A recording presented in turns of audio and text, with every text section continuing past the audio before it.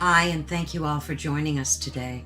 We are broadcasting live on the United Public Radio Network and the UFO Paranormal Radio Network, 105.3 on the Gulf Coast and 107.7 FM in New Orleans.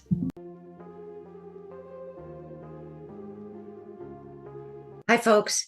Carol Ann here from SassyTownhouseLiving.com. Today I'm so excited because I get to interview Jon Stewart. He spent more than 20 years of his life researching to discover if this video was indeed authentic. And it's a VHS tape showing an alleged interrogation of a gray alien who was captured sometime around 1991. He watched this video soon after it released in 1996, and he became so intrigued by it and by its realistic depiction of this gray alien that he consulted video animation experts and more to see if he can detect any forgery or if they can help him to detect any forgery. Stewart received a list of medical and military personnel directly involved in the interrogation of this gray alien and was able to speak with several of the named individuals. He also learned about a disgruntled group of military insiders associated with the infamous S4 facility at Area 51, who revealed that they were behind this leaked video. Stewart concludes that the tape is authentic and was leaked by an insider called Victor, and we're going to explore all of that shortly coming up. I just want to let you know that Stewart is a former professional wrestler who worked with the American Wrestling Association on ESPN from 1988 to 1981 and became the AWA World Heavyweight Champion in 1996. He also ran several times for the Illinois House of Representatives and the U.S. Congress, and his first campaign consult was with President Trump's legal counsel, Kellyanne Conway, before she joined the team. So I just wanted to give you that little bit of rundown before you get to see the interview, and I hope you enjoy it. Hi, Jon. Thank you so much for joining us today. We're so excited to be able to have this conversation with you. I did a brief intro kind of describing what the video was about and a little bit about your background. But of course, just let our listeners know who you are, a little bit about your past, professionally and personally, and then we can start with the questions.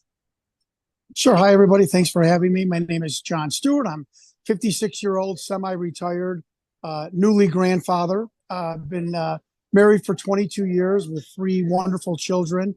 I live in the North Shore of Chicago. The North Shore area is where all the John Hughes high school movies were filmed. Just a little point of interest.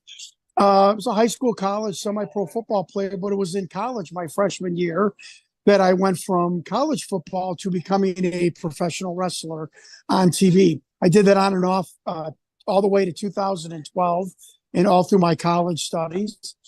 And when I retired from that, I ran my family's automobile dealership up until last year when we took a buyout lease on our property during the tail end of COVID, and now I'm semi-retired. And it was during COVID, which was the first time that I ever had time off without being sick or vacation.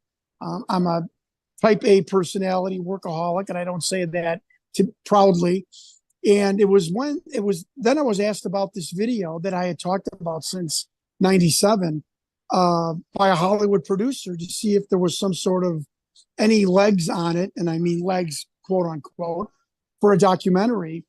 So I planned on what's called a showrunner, just getting all of the information together and making a interesting but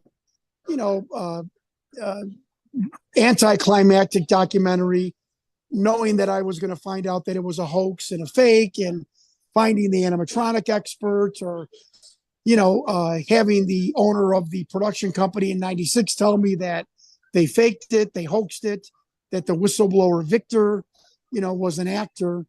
And much to my amazement, 5 years later, I had fallen down the rabbit hole so far that I sit here today with 110% knowledge that it was not faked, that film was real, that creature was an off-planet visitor.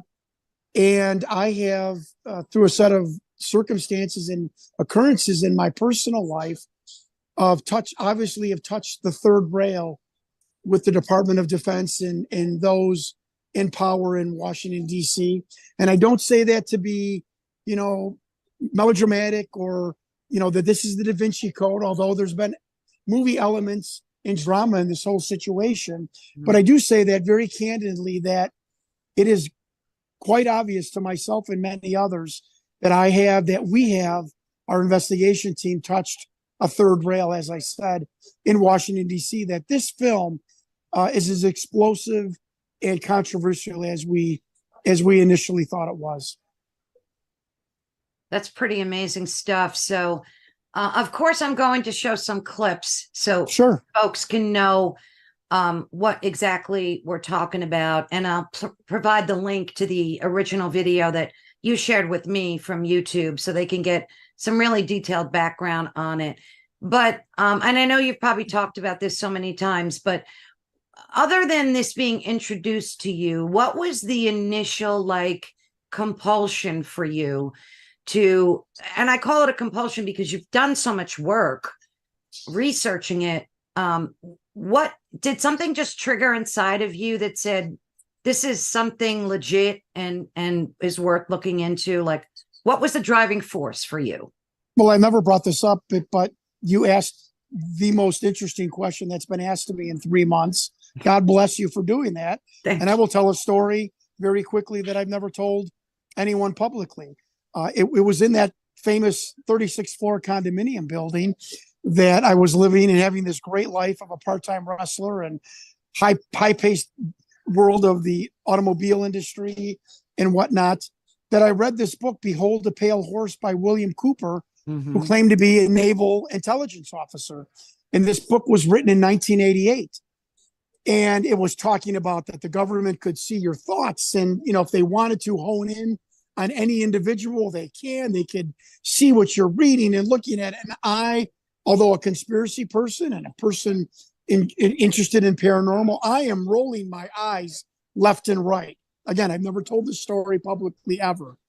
And this story has been validated and was analyzed by Stanton Friedman, Jim Marrs, and John Lear, just to let people know that I took this very seriously. So I'm rolling my eyes as I'm reading this Behold the Pale Horse book about a government has the ability to do all kinds of bizarre things to know what you're thinking and looking at. And I'm rolling my eyes.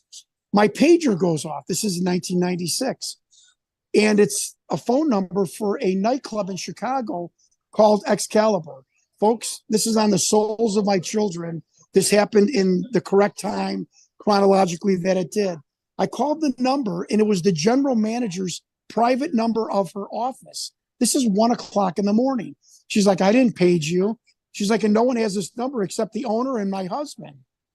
I said, well, I said, and you're the general manager of what? She said, Excalibur nightclub. I'm like, this is okay. Sorry. Hung up the phone. I sit back on the couch. I remember I sat lengthwise with my feet, legs up on the couch. Folks, on my souls of my children. I read the last two lines of the page. I turned the page of William Cooper's book, and the next chapter was the Excalibur Project. Now, Stan Friedman told me via email, I don't know what happened to you. I can't explain it. But if you're telling me the truth, the mathematical possibility of that happening is impossible. Now, this is a nuclear physicist that could, he said it virtually what happened to be a coincidence is virtually impossible. There's no way that happened within 30 seconds of that page. And that just gave me pause. And I tell the funny story when I'm about to see this alien interview. I'm thinking it's a weird looking human with a clipboard at the Pentagon for a job interview. And I come to find and see this alien in this dark room. It's not a gray. It doesn't have almond eyes. I'm thinking either this is the worst hoax in the world, or this might be something that bears, more investigation. And when I heard Victor's testimony, the whistleblower, I I've encountered probably 6,000 people in my life, and I've never heard someone speak that intelligently and scientifically. And my father-in-law was a brainiac.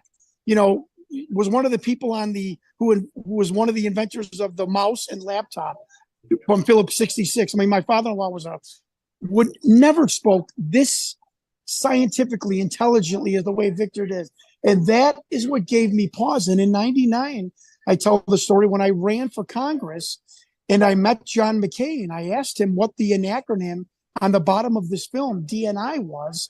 And he looked at me with this aggressive look and said, "You don't need to know what that's about." And he stormed off and walked away. And I said to myself, wait a minute. How could the acronym on the bottom of a film that's supposedly a hoax just piss off a United States senator? And that's when really started and reporters have told me that they have had this similar occurrence where you realize when you've hit on something, you know, you've struck gold, you've touched, like I said, that third rail. And many people have told me that was my moment where, wait a minute, something is not right. And, you know, I tell everybody, I've been a theatrical con man for 20 years being a pro wrestler. I faked my bio. I faked if I was hurt, if I was mad at my opponent. I was an expert at this. And back in the olden days when I wrestled in the 80s and 90s, you had to hold to the secret. So I was a con man in the hotel rooms, in my school classrooms, and keeping the secret that wrestling was predetermined. So all of if anyone should have the hallmarks of a hoax, it would be me. And when my senses went up that this was not a hoax, that something beyond that was happening, that's when I started the deep dive on this investigation. Wow, that story in and of itself is just mind-blowing. So that book was the catalyst for you personally, really. I mean, and always being interested in conspiracy theory. I mean, I call it conspiracy fact, but right. So okay, let's just start at the beginning, because you were plugged into so many people, and that's not easy to do. Like that is a task in and of itself. Right. So what were your first steps that you took? You saw the video and you said, this is it. I have to, start digging in. Where would you begin to do that? It's a great question. Think about it, folks. Carol Ann, think about this. I had to break in to the most secure government facility ever devised and built by man. I'm not being hyperbolic. This is fact. I had to break in 30 years in the past to the most high-tech, secretive government facility ever made, built by man. And 85% of my witnesses were dead or had passed on or were geriatric, that, were so infirm mentally, could not even be interviewed. How would I do this? Right. And it was a Hollywood producer friend that reignited my interest in this again during COVID, when he said, "Do you have any ideas for documentaries and stuff?" And he did not want to do this, but it sparked something in my head. And I remember, I tell this story. I was in my driveway. This is during COVID. I had gotten home early. There was nobody home, and I wasn't visited. I didn't hear a voice. It was my conscience that said, "You know what? You've got some time. Let's find out one thing about this film to prove or disprove it. John, you could do this right now. Let's go at it." So I did a deep dive on this bizarre physiological monitor that was next to the alien creature. And the blip went up and down. It did not go across. And it just looked like a pane of glass. I said, look, if I can prove that that's a hoax, or if that's real, I could start proving the provenance of this video. And so, so I could go to people like you and your listeners and your viewers. I did a deep dive and I vetted all of my sources, 3 or 4 layers, so I could be confident in telling you simply what I found out. Again, I became a journalist, folks. I am not somebody that is jamming a square peg into a round hole. I am just telling you what I found out. So, you do not shoot the messenger here. So while in my driveway, I contacted the 3 PhD researchers of the history of physiological monitors. I would think that these were the experts in America, right? None of them knew what that monitor was, had ever heard of it, had ever saw it, had ever ran across it, had no idea why the blip would go up and down vertically, then horizontally. And I said, wow. Again, this video was put out, this documentary, by a second tier video production company in a strip mall in Southern California. You're telling me that they've now devised the most high-tech physiological monitor that even PhDs who know the history of it don't know what it is? That wasn't enough for me. I called Hewlett Packard and Space Labs, who built physiological monitors in the 90s. Mm-hmm. I sent the video to two men in each engineering departments. The man for Space Labs was crusty old, sounded like he was in his 60s. And he said to me, he goes, kid, I don't know what you have, and I don't know what I'm looking at, but I've been building physiological monitors for 40 years, including for NASA. I have no idea what that monitor is. I have never seen it. I've never heard of plans for something like that, a stationary blip. Mm-hmm. I don't know anything in 91 that did not have electronic components at least 10, 12 inches behind the box. It was, physiological monitors in the 90s were still huge apparatuses. He said, I have no idea what you have there. And he said, and you're telling me this is from a government installation? I said, yes. He said, well, it sounds like you might have a one-off. And, again, I'm like, well, this is interesting. What is a one-off? And he said, well, if you have a problem, if you have some kind of situation that there is no device or implementation to solve the problem, you would design and build what's called a one-off device. He goes, and I said, well, would you do that if you had a alien creature with a weird heart and regular monitors didn't work? Would you build a one-off physiological heart monitor? And instead of laughing at me or hanging up, Carol Ann, he went, yeah, that's exactly what I would do. In kind of a George Costanza moment, I covered the phone like, I can't believe this is happening. Like, people are taking this seriously. And I think he was awestruck again by the video. Like, what is this? What did this guy send me? And so I got out of the car. And I even called sales reps. I got a hold of sales reps of physiological monitors. Oftentimes, salespeople know a lot about cars or computers or, vacuum cleaners. I mean, those are sometimes the most well-versed people. I called two sales reps of physiological monitors, both in their 50s. They've never heard of anything like this. You would think they would even see like the drawing or some kind of conceptual drawing or implementation of this monitor at a trade show, or they said, we've never seen a blip that went up and down. Sorry, let me. That's okay. Let me just interrupt you. Did you happen to ask him what the average time frame is to design and build one of those? Because as I'm watching the video, I'm thinking, and based on me watching you in other videos, and I'm thinking, well, they must have had this alien held captive for quite some time, because this is not the type of equipment that you could just build the next day.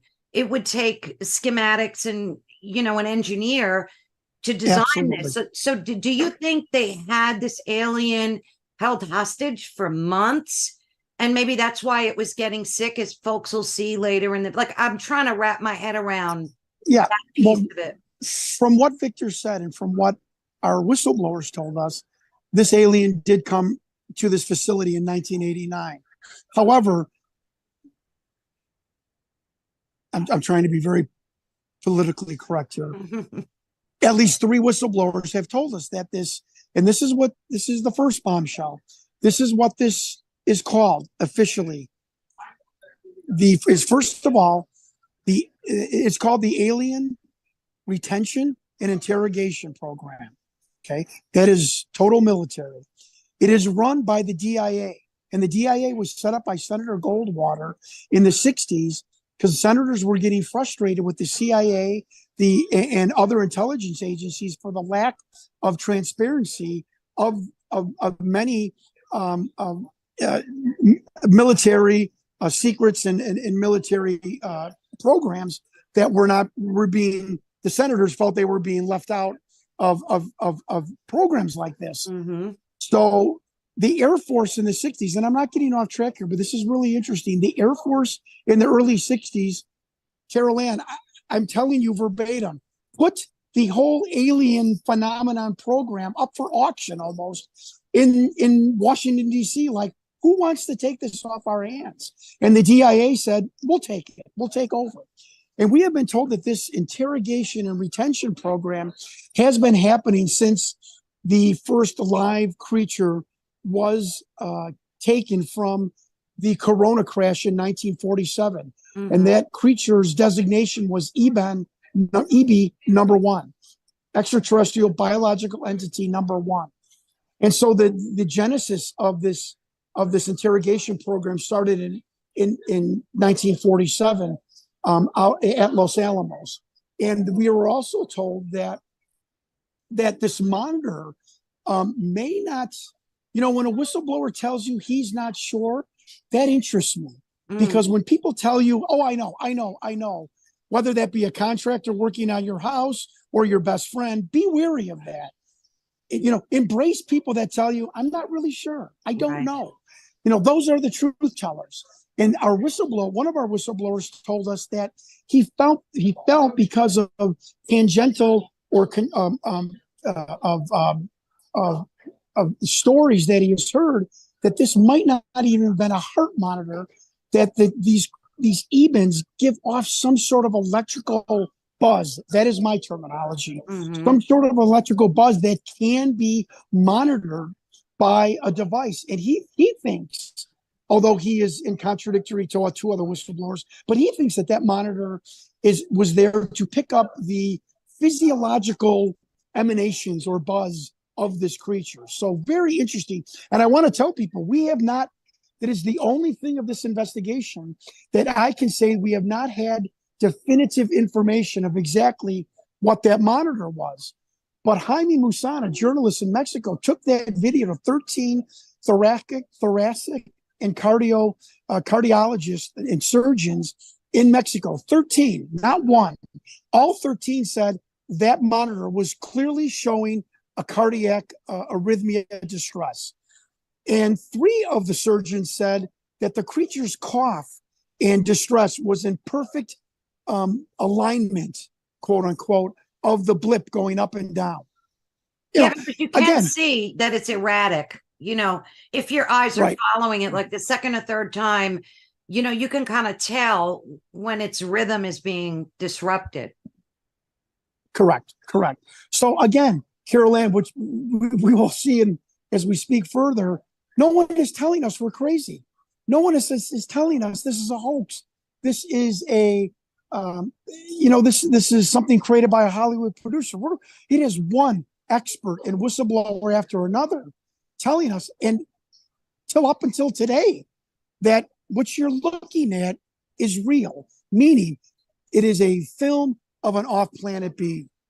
So, and I'm not getting ahead of ourselves. I'm just saying that we even have heart surgeons telling us that, no, that looks extremely real and familiar to us. We went even further than that. We went to paramedics who are right on the front line of cardiac distress, showing up to heart attack victims, who also said the same thing. There was one paramedic in California that was emphatic that monitor was showing a cardiac arrest. So I have this strip mall production company devising the most high-tech physiological monitor known to man. Mm-hmm. Does that sound realistic to anyone listening in your audience? A strip mall production company is devising and that 5 animatronic puppeteers, which we have been told that's how many would have been needed for all of the movements, that 5 puppeteers could coordinate in sync with the blip on the screen of a coffee. It's Occam's razor. The simplest answer is the real one. And the simplest answer is we had a visitor an off-planet visitor that was having a cardiac distress or a cardiac arrest, and that monitor was showing it. It's as simple as that. Yeah, or some type of distress. Correct. When I saw this video years ago, not just clippets of it, and right away you have a million questions going on in your head. Personally, I believe in alien visitation and UFOs, so I was already in. But immediately out of the gate, you say, "Why is the room so dark?" And I know you've talked about this before. And they said in the video that it was to put the alien at ease because they have a sensitivity to light. So that's like a little bit of a red flag. Well, I don't believe that was said. Victor said, I have no adequate answer for you, but I have an answer. And Victor says the same thing. It's the room that's dark. The creature is bathed in light. And this, again, folks, you're looking at a 56-year-old grandfather. I'm just a regular, guy who was sitting at home with his canister light above his head one day. And I said, wait a minute, I'm bathed in light too, like the creature. And it's not, and it was important, in my opinion, to have the light on top of the creature's head, not in its eye. The creature is, the grays are very sensitive to light. So why would you shine a light emitting right into its eye? You would shine a light on top of it. And I'm very light sensitive. I have minor brain damage from football and professional wrestling. And I am very sensitive to light. So when light is on top of my head, I'm fine. It's when it's in my eyes I have distress. So it's the same thing with this creature, sensitive to light, but he's actually bathed in light. And people think, well, that's to hide a puppet. We have stop motion, this frame by frame, you see the entire body thorax of the creature, this cream bone colored skin of the creature. There is no intention to darken this creature whatsoever.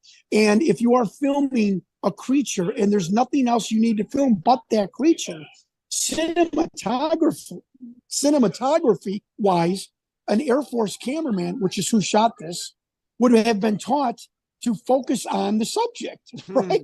So you would enjoy the fact that the room was dark, that light was emanating from the ceiling and bathing your subject in light. It all makes sense to us. There was no other reason other than they did not want a light shining directly in the creature's eye, and that's why the light was on the ceiling in the darkened room. I can't give you a definitive answer, but it sure does highlight our subject matter, which is the interview of the creature. And it also probably as a tactic of disclosure, if this should fall into other people's hands, you're not giving away any of the equipment or what might be in the room behind the creature or standing around them or anything else that might give away secrets of the government. Because you built an interview room for an alien. If I'm a Russian, I'd want to know every single thing that's in that room. True. I did think about that too. It was to camouflage the equipment and everything else. Exactly. So the light glaring from the alien's eyes, is that just the light from the cinematographer, like from the camera that was being used? It's the light bounce. It's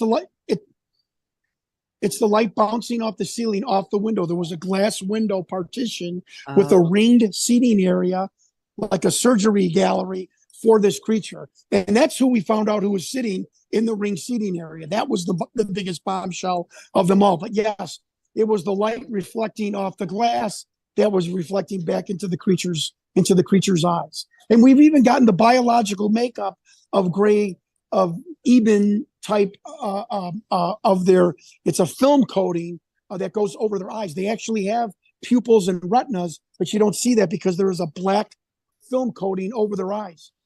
So I thought that was pretty interesting. Yeah, I knew I read somewhere that they didn't like light, aliens. So right, I kind of figured that. So right. On the video also there's a timestamp, and is it DNI, Department of Naval Intelligence? Is that correct? So talk to us a little bit about that. Is there such a department? Everything that you've learned about that. So remember, strip mall video production company, folks, a bizarre physiological monitor, a puppet, right? The alien that would cost $150,000 in 1996, even though the entire budget, which they've got from Strange Universe was about 75 to 80,000. We found this out. So why would you do it and lose money? And then on top of it, they put down an acronym of a military agency that doesn't exist. And I asked, why would you, even if you were an idiot television producer, why would you do that? Why? And it was the DNI that I asked Senator McCain, which made him get this aggressive stance towards me. And so then I have a friend who is a former naval aviator. And I sent him a text. I said, Michael, oh, by the way, Bob Lazar says the Department of Navy intelligence does exist. We've seen it on Bob Lazar's pay stub. The pay stub then was gone through scrutinized by a person, a civilian, calling the IRS, and the IRS telling him that the EIN number is highly classified. Yeah, I'll put a screenshot up of that. Yeah, so that pay stub is crazy. So, folks, how would a script writer in '96 know an EIN number of a highly classified department with the IRS? I mean, come on. So I asked my naval aviator friend. I said, Michael, is the Department of Naval Intelligence real? He texts back, Carol Ann, in seconds. Yep, it is. Yep, it is. I said, what is it? He said, basically, it's the spooks for the Naval Department, the Department of Navy. I said, wait, in English. He said, John, the Department of Naval Intelligence is like the CIA for the Office of Naval Intelligence and the Department of Navy. I said, okay, how do you know this? He's like, well, I know this because they tried to hire me. Again, another Larry David, George Costanza moment. I'm like, is this happening to me? Is this a conspiracy to fool me? I said, are you serious? And he said, how would you know this? He said, quote, because they tried to recruit me before I went to naval aviator training in Pensacola. I'm like, are you serious? He said, yes. I said, and he said, I had no interest in doing anything with intelligence. And I said, Michael, why can't I Google or find the Department of Naval Intelligence? Bombshell number 2, we finally got the answer. Even Bob Lazar doesn't know this, or even people that researched his pay stub doesn't know this. It is because the DNI is an agency buried in the Department of Navy. So as an agency, it is clandestine and does not need, billboard status in the public to be as an actual department. So that is how no one knows of the Department of Naval Intelligence, and why this pissed off Senator McCain so much. This is how classified this acronym in this agency is. So here in a very quick text, we get another bombshell that the DNI is an actual physical agency of intelligence agents for the Department of Navy. From the horse's mouth. Are they still around, the DNI? Is it still a functioning entity? Oh, absolutely. It's the CIA arm of the Department of Navy. And yes, it is an absolute still functioning agency. Absolutely. Wow, that is mind blowing. What other things have happened to you that seemed like happenstance? I mean, you've been researching this for over a decade. It struck me as odd that it's not as big as you would think it is. It's not like in the UFO community, you don't see this or hear about you very often. Another great point. Yeah. What do you think accounts for that? You ask good questions. I'm glad I did this interview. You really do. Thank you. So, number one, I just came onto the UFO scene with this report maybe a year ago. So, and number 2 is the fact that this came out about a year after the alien autopsy. And I think there was an initial skepticism to it. It was not on Fox. It was on the low-level UPN network. So I don't think a lot of people watched it. And I can prove that because Sean David Morton has given us the ratings of the show, which were very dismal. So the show did not get good ratings. So I think that's why it went into the cracks. And Carol Ann, I think the biggest reason is it's what people say, if Jesus Christ appeared to America, we would all be like, shrug our shoulders and go back to watching Wheel of Fortune. It's too real. it is conflicting with people's cognitive dissonance of, there's no way somebody's going to have a film of a real extraterrestrial, and it's too real, it's too bizarre. And when people feel that in their brain, it's called cognitive dissonance. Yes. They do two things: they make fun of it, or they completely, utterly dismiss it. And that's what it's been done. And when I have taken this bizarre, unrehearsed, unproduced film and put it up with the CGI of the alien interview that's floating around, or the one creature standing up against a wall that's clearly CGI, or even Skinny Bob, when you take those 3 CGI videos and you then show somebody that darkened room with that creature's head, you start to think, wait a minute, this isn't CGI. This is quite bizarre. And when we have done that, we've jerked and jostled people's cognitive dissonance. That's when we really make headway with a lot of people, including politicians, including former military people, including former police officers and researchers, where they really say, wow. And when we show them the close-up of the creature's mouth, opening and closing within a nanosecond, animatronic people say, you said this is from 91. Yeah. Well, I don't see any metal spring or metal bar around this creature's mouth. It's flat and thin-lipped. John, I just don't know how you could make his mouth move in a circular motion within a nanosecond. It's what? Animatronic people have egos bigger than, Hulk Hogan or Reggie Jackson. I mean, sincerely, folks. And to get them to say, I couldn't do this. I could not do this in 91, in 96. And I want to tell you something. I'd have a hard time without the protrusion of implementations around the mouth of doing this in 2022. I mean, that was said to me by a top Hollywood FX person. And also, if we're on that subject, I hired Bill Mums, who was hired by National Geographic. Folks, I really did my job for you. I really did. He was hired by National Geographic because he's a video expert and an animatronic expert. And he was hired to analyze a deep dive on the Patterson-Gimlin Bigfoot film. We hired him for this film, although his data is inconclusive because we don't see the legs or feet or hands of this creature. I understand. He said, quote, John, every single animatronic foam latex puppet doll has creases under the armpits because after the drying process, you have to remove the creature with 3/4 the way into the drying process and lay it down, or at least hang it. And when you hang it, the arms come down towards the side of the body. He goes, and every single creature from the 50s has the crease. He goes, I am telling you, Jon Stewart, your alien does not have any creases under his armpit. And for the life of me, I don't know how they did this. There's a moment where mall production company. Right. Go ahead. There's a moment where you do see some of the upper chest and arm area. So that would make a lot of sense. So what did you say to the folks that came out blatantly and just denounced this and said this is a hoax? I know Rick Baker in that film, he was a Hollywood makeup artist, right? I think he dismissed it as a hoax. What do you say to that? Like that just were blatantly, this is fake news. Again, folks, listen to your old friend, Jon Stewart here. I'm not here to lie or dissuade you.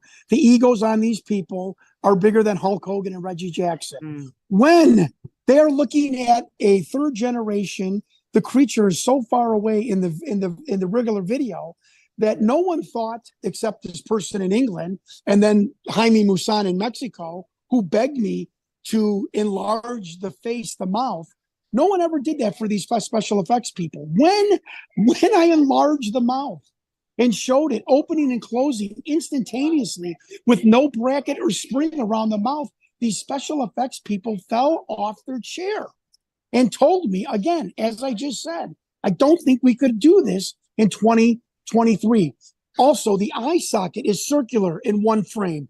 It's then in the other frame, it's a flat line on the bottom of the eye. You Right. see the eyebrow moving. And my question, along with two special effects people, is why would you spend the money to put in servos to move the eyebrow minuscule amounts of millimeters? So it's only found 30 years later by researchers? What? The Hollywood producers are the cheapest people in the planet. You Yeah. would never, ever, ever put something in that wasn't dramatically shown. Like somebody in the documentary saying back in 96, look at the eyebrow movement. Nobody says that. Nobody Yeah. draws attention to it. Is And there, at the end, when the creature is coughing, if I could finish, yeah, I'm yeah. sorry. No, When no. the creature is coughing, when you close up, he almost looks like this, like, oh, thank God, it's my coughing fit is over. He Right. almost looks relieved. And one last thing that to me is impossible for a team of animatronics.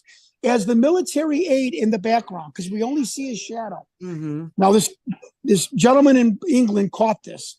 As the military aide moves to the creature's right, our left, so slightly, you see the alien following that military aide by about 6 inches. Now, knowing how puppeteering works, do you think somebody put in the script, okay, military aide, move 6 inches to the left. Okay, guys, with the creature, follow the military aide with the creature's head. I mean, come on, folks. I sound like an idiot saying that was actually that was purposely done by the production company. I mean, and when I saw that, I'm like, there is no way they could think of putting that into the production without telling us, like, oh, look at how the creature follows the military. They never say that. So why did that happen? It happened because the creature's real and it was following the movement of the military aid. And it's bizarre. It is. It truly is. Has anybody ever come out and taken responsibility for the creation of that video that you know of? Again, Carol Ann, great question. Bombshell number 4. I have experience in Hollywood. I've been a pro wrestler. I have been around the braggers of the braggers. Mm-hmm. I am the expert of who is the heavyweight champion of people that have had themselves on the back. In 25 years, Carol Ann, not one human being of credibility has come forward to say, I built the doll. Oh, I worked on that production. I did the lighting. I hoaxed the monitor. I provided the craft catering the day of that production. I did the wardrobe. I was one of the military doctors that rushed in. I did the spray painting of the creature. No one. You mean to tell me? And I know a lot of people in Hollywood. Mm-hmm. In 20 folks, please listen to me. It is these anecdotal stories that just glare with reality. You're telling me in 25 years, not one Hollywood person trying to impress some woman at a pool party or trying to be use an Italian word, the big shot at an award ceremony never said, do you remember that alien video that everyone thinks is real, that high-tech puppet? I built it. Do you remember that video? I produced it. Or, I did the animatronics or the lighting. No one in 25 years has stepped forward to say, I took part in that fake production. And the CEO of the company, along with the director, have told us it was real. They did not hire Victor. He was not an actor. Sean Morton tells us what the director, Jeff Broadstreet, said, that this man called out of the blue. He's claimed he was a scientist with the government and had this video. And everyone told me, Carol Ann, everyone told me since 99, Hollywood government UFO researchers, and they can't take it back. Prove who Victor was, you prove the video. If we prove he was an actor, when we know the video, at least in part and parcel, is a hoax. If we find out that Victor is a government scientist, why is a retired 65-year-old who couldn't drive or didn't drive scientist walking around with $150,000 production of an alien creature? How do you think that is even possible? So I proved through provenance that Victor was a biologist for the DIA. I've proven Victor. I've proven the video. And I'm not saying we're ending the conversation. I'm just saying that I did everything that everyone told me to do to prove this video, including prove Victor. Oh, John, if you prove it, all these UFO big shots that came to me in 2000s when I was just asking people, that I had met. Oh, prove Victor. You prove the video. Okay, I've proven Victor. So now what do we do? It's and it's those anecdotal stories. I think just add the layers on top of the real information that I got. And I think the next part should be the birthday present that I received from a very prominent philanthropist in a metropolitan city. Do you like that lead in? It's so mind-blowing to me. And as you're talking, I have like 1,000 questions I want to ask you, but go ahead. It's funny because I always think when I see anything that I need to research or that seems a little sketchy, I always think, what's in it for the person? Like, so when I first saw you, never saw you before, very first video, I thought, well, what's in this for him? He's not seeking notoriety. He's not looking for donations. He's not, and then I had heard that you or heard you say that you hope to create a documentary about this whole thing and uncover the research. Am I right about that? Right. Another great question. Yes, I have an ego. I want people to know that I am on top of Mount Everest. Exactly. I've never walked away from that. I don't want someone else coming in and saying, and I have been maligned my whole life. I've been a pro wrestler, a football player, and a politician. People have said crappy stuff about me my whole life. I still have people in my neighborhood. Permit me to tell this story. I was an all-state, all-conference, all-area football player. I went to Division I college football. I played semi-pro football. There are people in my neighborhood who still say, "Oh, John wasn't that good of a football player." And my point is, I don't want anyone to take credit for my ass-breaking work that I have done on this project. And yes, that is my ego. And I can say in the same breath, I don't have Patreon. I don't have YouTube, where I'm not asking anybody to click, like, not that there's anything wrong with that. I'm not asking for your credit card. Yes, I'm going to make a documentary that might give me back the expenses that I've incurred in the 5 years of researching this. But my God, I mean, it is my own tenacity and truth seeking that has propelled me. That like Richard Dreyfuss in Close Encounters, it is some internal mechanism inside me that keeps saying, keep going. Like a reporter, like anyone that is searching for the truth. I did not intend for this, folks. I just wanted to go fishing and go golfing and lay out in the sun in my semi-retirement with my awesome wife. I did not intend to be Robert Langdon in the Da Vinci Code, but I am, and so, yes, I want to get to the mountaintop. I do want credit for it. I want people to be proud of me. I want people to be proud of me in Illinois and in the UFO community, because you people are the ones that are the foundation that I stand on. And I don't say that to get your sympathy or to say, oh, what a great guy. I truly mean that.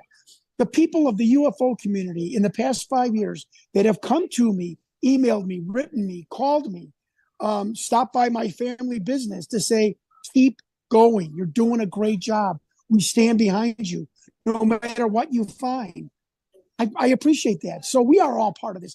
And I'm doing that now. I always want to give credit to this investigation, to my fellow researchers, and to the UFO community that has been absolutely awe-inspiring. And I give the example, and I'll be quiet after this.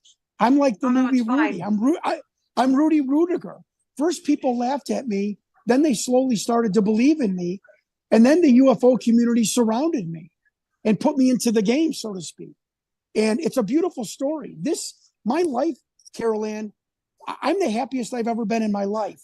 My life has never been better. I don't say that to impress anybody, but to impress upon people that sometimes this UFO phenomenon is not as dark and gloomy and scary as some people make it out to be. Yes, there are elements of this, the unknown of what is really going on and the intentions of off-planet beings is scary. What about organizations like MUFON or To the Stars Academy? Have they reached out to you, or have you reached out to them and had any discussion about this? You're such a good interviewer. I don't want to break people's hearts. I really don't want to break people's hearts. But when I do my first conference to talk about this, I am going to have a screen up and I am going to roll through and scroll through the people. If you wouldn't mind me just talking about a couple of people. Of course, go I'm right not ahead. throwing anyone under the bus, but I am honest. I want the UFO community to know what is going on behind their back. I have written 5 emails to Tom DeLonge and to the stars. All I get back is, do you have any money? Do you want to donate? No I've way. written, Carol Ann, I've got the emails. That is I've so written- disappointing. I have almost stalked the assistant to Robert Bigelow, Dr. Kelleher. I've almost stalked him to the point of him like calling the police. I'm being funny, but it's true. I've sent Bigelow and Dr. Keller 5 emails. They don't have any interest. For 5, I offered to fly to Las Vegas. I offered to buy everyone lunch. How about this? George Knapp refuses to talk to me. Mr. S4 himself, the breaker of the Bob Lazar story, refuses to talk to a former candidate for governor for 5 minutes about the subject matter of what I found. George Knapp. How about this? Jeremy Corbell. None. I even sent Jeremy Corbell the entire investigation. Not even a, hey, John, we got your information. I'm going to move on. Nothing. Why do you think that Zilch. is? What's your conclusion about why that is? Because we're not in UFO investigation anymore. It's this, Carol Ann, this is Hollywood now. And everyone's looking to be on top of the mountain. I don't want to be on top of the mountain. All I want is the credit of getting on top of Mount Everest and climbing down. But Jeremy Corbell wants to be the guy that brings out the alien interview information, in my opinion. Wait, let me go on. How about this? How about Annie Jacobson, Miss Area 51? I sent her a text. And folks, this is deep information. I sent Annie Jacobson a text. Annie, my name is Jon Stewart. I'm a former candidate for Illinois governor. I'm a semi-retired small businessman, a grandfather, and I've done a 5-year comprehensive investigation into Project Aquarius that was out in S4 in Sector 2. Do you have 5 minutes for me to just tell you this is the woman that wrote the definitive book, which it isn't, on Area 51. Do you know what she wrote back? I moved on to other subjects. I'm not interested. I'm doing that. Are these people, who else ignore me? That would blow your mind. How about people like Danica Patrick that wants all disclosure on her podcast? Joe Rogan. Joe Rogan is about to send out a stalking order because I've written his producer Jeremy. Again, you get an email from a guy that was a former candidate for governor requesting 5 minutes of your time to show you. You don't even have to call me. Like I'll show them the report from the DIA guy that sent me all of the names who were behind that viewing seating area watching this alien interview. Joe Rogan. I'm not disparaging, but has no interest. He goes on his program and says out loud, I just wish somebody else besides Lazar who knows about S4 would come forward. Joe, and if anybody's watching this, send this clip to him. I don't know what else to do. I've given up. Joe Rogan, not interested. How about Sean Ryan, the Navy SEAL? I think he's a great guy, has absolutely no interest in my investigation. Lex Friedman would not write me back. Who's another one? The Concrete Podcast, no communication. The YouTube, the guy that calls himself the Beast, no interest, even though they claim they want to know everything about aliens. Who did write me back? Well, 2 reporters from the New York Times. I think we all know who those are. I'm not going to say their names. How about Stephen Greer, who's been wonderful to me and very patient because I'm like this new kid on the block with information. Yeah, he's awesome. How about Linda Moulton Howe? She's awesome too. Yeah, I sent her the whole report, folks. Now Linda will not have me on her. Linda will not have me on her podcast until I'm ready to say the names. Linda saw the names. She's wonderful. Here's what Linda Moulton Howe said when she saw the names. You, Jon Stewart, have gold. I'm like, well, Linda, what do you mean? She's like, John, when UFO people see documents with names we've never heard about before, it's like the red, it's like the bells go off, like, holy crap, this guy. She goes, that is one of the problems with the Majestic 12. All of the people are dead. You're telling me that 3 out of 5 of these men are still alive and you communicated with them? I said, yes. She's like, John, you have gold. This trumps the Thomas Wilson memo. This is Linda Moulton Howe. So, so she communicated with me. Who else? I've got a meeting, supposedly, after he gets back from New Zealand, from former Deputy Secretary of Defense, Chris Mellon. Wrote me a wonderful email. He wants to meet me. He wants to help me with getting out this information, along with John Warren IV, the son of the Secretary of Defense, Secretary of State, John Warren, excuse me. Also, Kerry Cassidy. Folks, Kerry Cassidy started this whole, ignited the barrel, the wick on this whole powder keg 4 years ago when she started to hook me up with different people. And lastly, I would like to say and compliment Dr. Michael Sala, who, I have gotten so many emails, the kindness. Even my wife has read the emails in our life, and she's like, these people are so genuine and they're so kind and sincere with their comments to me. I mean, it just makes me want to get on top of the mountain for everyone. And I'm going that's how I found you. So that's it. From his. Right. Yeah. Right. Yep. So it's amazing that, I encourage, how about this? George Norrie, who Coast to Coast, Victor went on Coast to Coast with Art Bell, to promote the documentary, and his testimony is incredible. He's actually fighting with Sean Morton about a newsletter that has inaccurate information. Everything an actor would. Coast to Coast, the producer, to this day has totally ignored my emails. How could George Norrie ignore an email from a guy that says he's a? It's crazy, and there's crazy stuff on Coast to Coast. It's crazy stuff. Right.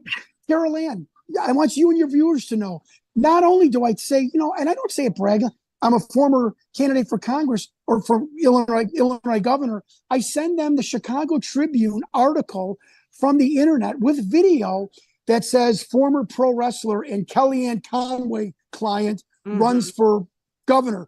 So, I'm the first client of the former president's legal advisor. That doesn't make you say, let me give this guy 5 minutes. It's amazing. And I'm not throwing any of these people completely under the bus. Yeah. But I want to be perfectly clear and honest to all of your viewers.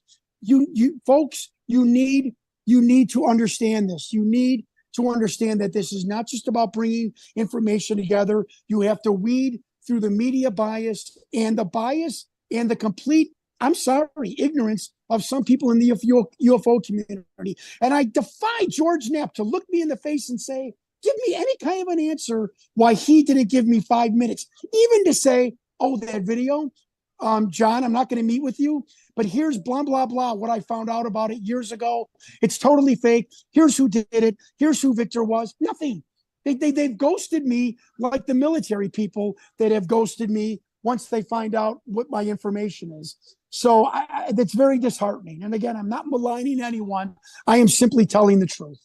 Don't you think that, or I'm sure you have, but it seems very sketchy to me that you're treated as like a pariah in the industry. Like, it's almost like to me, it's almost like a red flag. Like, are these people being told not to speak to you? And if so, by whom and why? Do you listen to Kerry Cassidy or something? Because, again, another great statement. I'm being sincere in my compliments. Thank to you. That Kerry Cassidy has told me on camera, and Kerry Cassidy has told me off camera. Folks, I don't do creepy. I don't do creepy. I don't do weird. I don't bizarre. Again, I don't want to be Robert Langdon in the Da Vinci Code. Kerry Cassidy has told me off camera that you do realize that there's a great propensity of chance that a lot of these people that have ignored you are doing so because you're going to trump them as far as being the new Bob Lazar, which I don't know if that's true or not, but B, that some of them, again, I'm a journalist. I'm telling you what was told to me, that some of them have tangential relationships with intelligence people, and it's You release information when we tell you to release information. You know that chubby bald guy from Chicago? Not yet. Not yet. So ignore him. When we give you the green light, you can go ahead and send him the email. This was told to me, and it's starting to make me realize that that's a very strict, very sincere possibility that is what is happening. I mean, for Bigelow and DeLong to not give me 5 minutes, there's a person with political pedigree, Mm-hmm. Kellyanne Conway's first political client. I'm not some guy that ran for dog catcher, naked in my mom's basement, typing out manifestos on a manual typewriter. I'm a respected businessman and politician, and our own governor of the state of Illinois has said to anyone that asks, I can't find anyone in politics that says a bad word about John and his wife. So I'm not some nitwit knucklehead that is going around writing emails. I'm writing very poignant, sincere emails explaining my political I'm sure. Yeah, no, I'm just explaining to your audience that how grotesque it is to be ignored for even 5 minutes by some of these people. Annie Jacobson, I don't know what stopped me from not sending her back, it's called in pro wrestling a pipe bomb, where you excoriate somebody verbally. But I didn't. I put my phone down. I'm like, I just don't believe what I read. You're the expert on Area 51, and you don't want to hear any follow-up information on Area 51. Okay. Well, that's what really got me, is because if you've seen the coverage on the alien autopsy, which was clearly make-believe, fake news, there was so much banter about it on social media. It was on the news, the legacy media, it was everywhere. Right. And that's when I kind of thought to myself, something ain't right here, because here you have a man who's worked years on proving that this is a legit alien interview. And you've got this fake alien autopsy, which was all over the media. So something sketchy right there. Have you ever felt? Well, sure.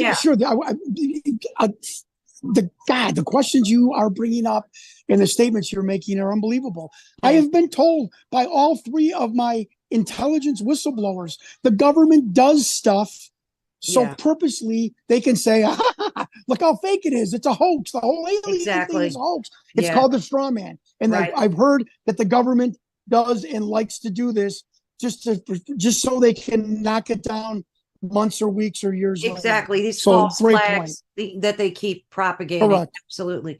Correct. Yeah. Have you ever felt at one point, and talk to me about it, threatened or just a vibe maybe that you were in danger at any given point during your research? Yes, which is why I just got off the phone an hour ago, and I'm not going to make this public with his name, but I got it off the phone with the chief legislative aide of a congressman, simply because I'm not scared. I'm not worried. I feel like I got wet shorts on, and I'm on the dock at a lake and my shorts are wet. And I'm being comical, but I feel uncomfortable. And I'm going to tell you why. Scott Walter of the History Channel, I'll not mention him again, spends 9 months massaging an intelligence whistleblower for the National Air and Space Intelligence Center. He finally agrees to speak with me. Wonderfully intelligent, bright young man. Sincere, nice person.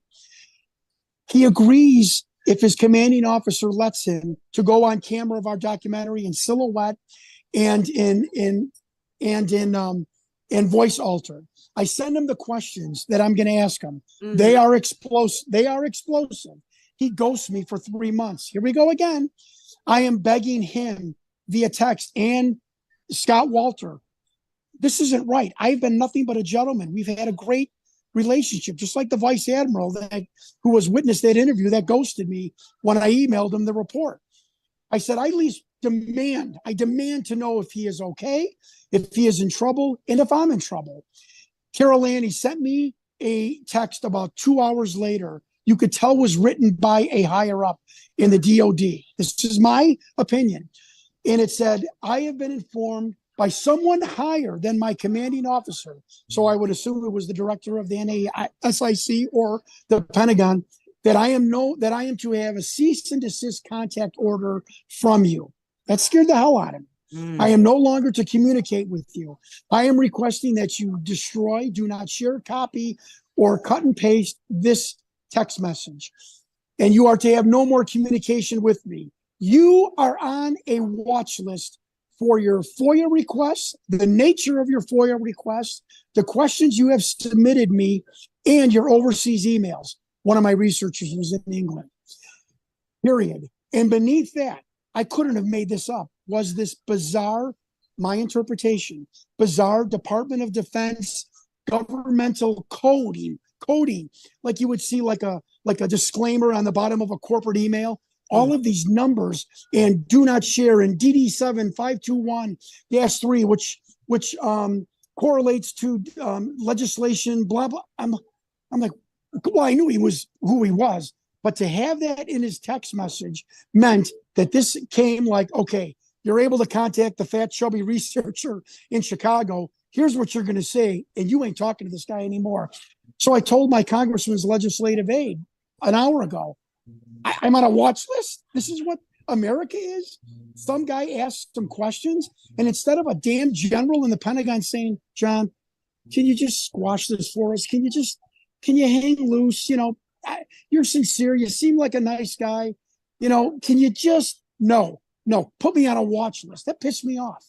Let me go one step further. An hour later, I contact the Defense Intelligence Agency. I have made people at the desk of FOIA laugh because that's my personality. I called the person up. I said, what is the status of my FOIA from 4 months ago? Quote, his name was Andrew. Mr. Stewart, I see your name on our file computer system for the DIA. You do not have a file attached, a request attached. I'm like, so? He goes, that has never happened as long as I've been at this desk for the DIA. Someone had to go in and remove that request. Wow. He goes, let me dig deeper. I get an email 2 hours later, miraculously, they found it, that says your FOIA request has to be brought to other agencies for conference. So I call the guy back. He's now can I swear? Yeah, of course. Okay. He's now an asshole to me. Yeah. I don't know. He's talking like this to me. I said, Andrew, this is Jon Stewart. Remember we were just joking about Thanksgiving 2 hours ago. Did I do something wrong? No.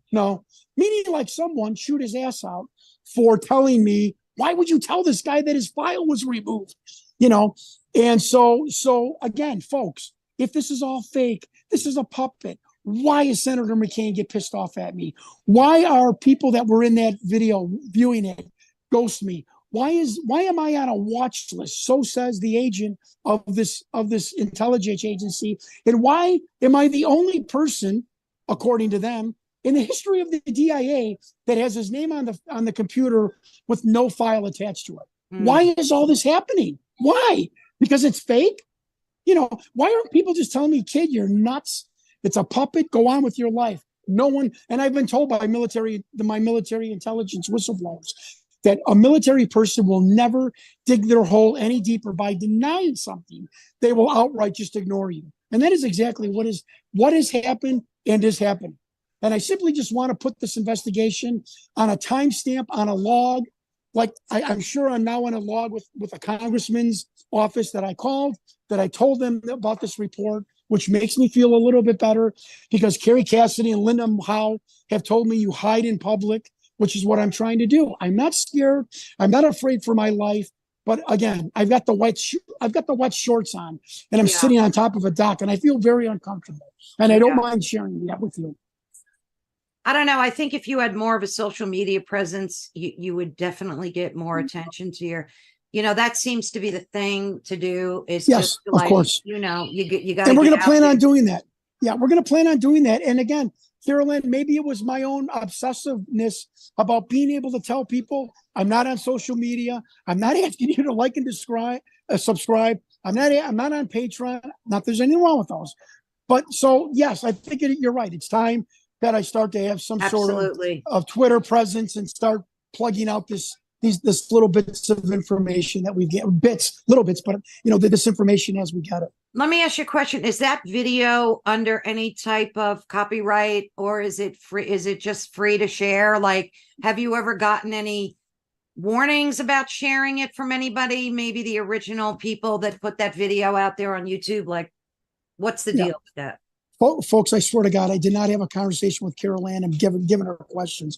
What a great question. We think, my research and documentary team think it's going to be one of the greatest legal questions in the past 10 years that law schools will debate. If a tape was filmed by the government, who owns that tape? Exactly. I own that tape. You own that tape. Now, exactly. Rocket Pictures, interesting enough, does not file any copyright infringements for people putting, I don't have a lot more time left, so forgive me, putting this on YouTube. But like my documentary team says, they did put the information out into their documentary. So the Victor testimony is probably copyrighted. But again, who owns the footage of this creature? It's going to be a great legal debate, and which is why the government never prosecuted Victor, because they found out who he was in 2008. If you prosecute him, you are saying that the tape is real. That's what are you prosecuting a guy? Why are you prosecuting someone for leaking a fake hoax tape? There's no provenance in that. I mean, that's so. When I was that's like a great, to me, piece of evidence right there. I was told by this gentleman with the NAIS that this tape, it's called an unauthorized viewing, by the way, was blacklisted from the second it came out onto the airways back in '97. Blacklisted in the DOD, meaning you are not to discuss it, talk about it. You aren't to whisper about it. You're not to walk by it. You're not to acknowledge it. Nothing. You don't know. You shrug your shoulders and you move forward. That was specifically told to me.